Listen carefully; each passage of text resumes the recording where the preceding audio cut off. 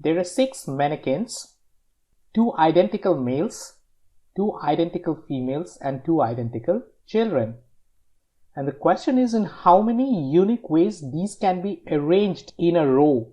First things first, this is an arrangement problem, not a choosing problem. For a moment, let's pretend that the 6 mannequins are all different. So they can be arranged in a row in 6 factorial ways. If they were to be all different.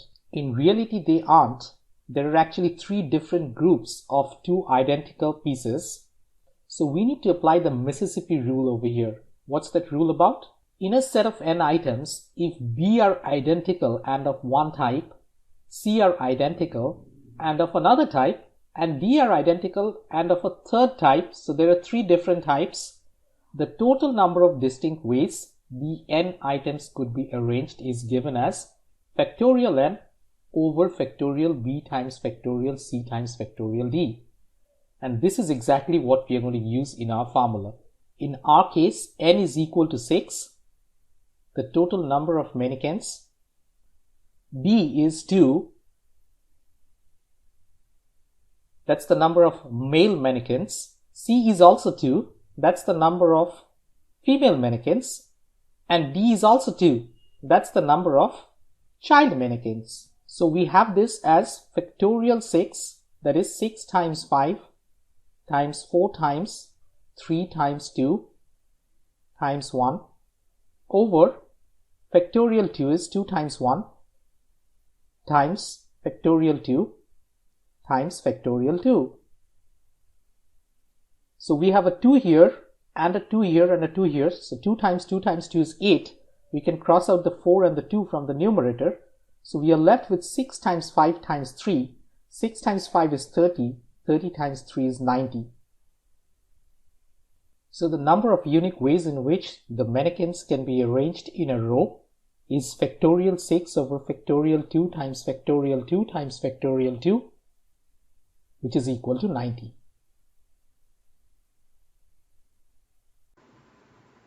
We need to compare n with 125. And what's n? N equals the number of positive 3-digit numbers that contain odd digits only. Now, when we talk about positive 3-digit numbers, we are only talking about integers, no decimals. Why? Because you can always add zeros to the end of a decimal number, thereby changing the number of digits. So there's no point talking about the number of digits in a decimal number. So we have a positive 3-digit number, integer. Let's call the digits ones, tens, and hundreds.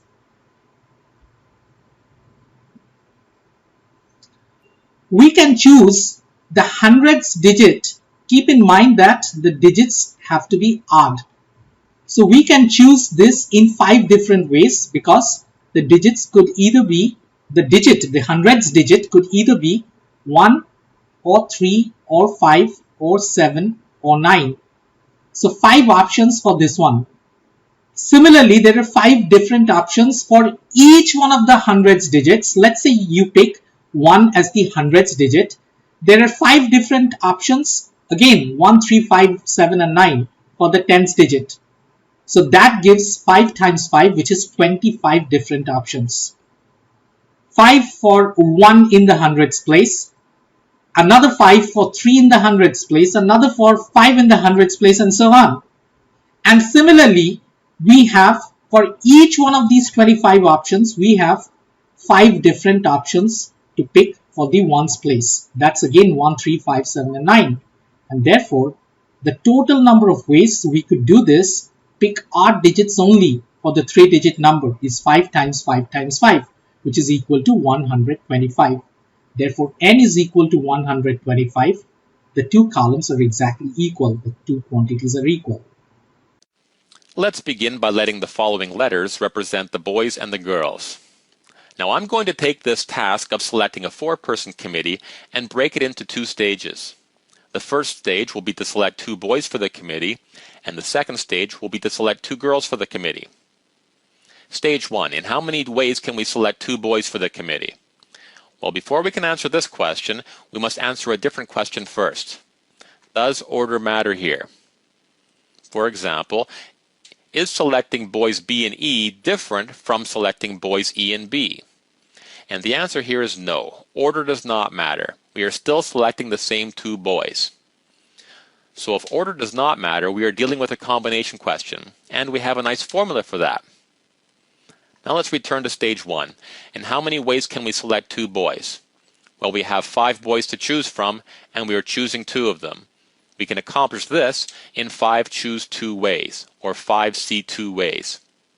Similarly, we have 4 girls, and we want to choose 2 of them. We can accomplish this in 4 choose 2 ways. So the total number of ways to accomplish both stages will be equal to the product of these values. So our task now is to evaluate this. Well, using our formula, we see that this is equal to the following, which is equal to 10 times 6, which is equal to 60. So our answer is C. Okay, we want to know how many multiples of 5 there are, from 85 all the way to 355. Now there are several approaches here. Here's one of them.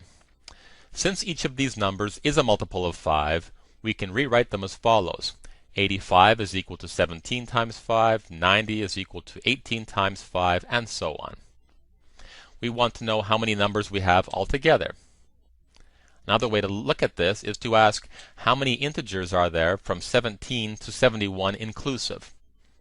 Well, we happen to have a nice formula for this, and when we apply it, we get 71 minus 17 plus 1, which is equal to 55, which is equal to B. So this question tests the fundamental counting principle. The fundamental counting principle tells us that we have to figure out how many options are possible in each piece, and then we can multiply them.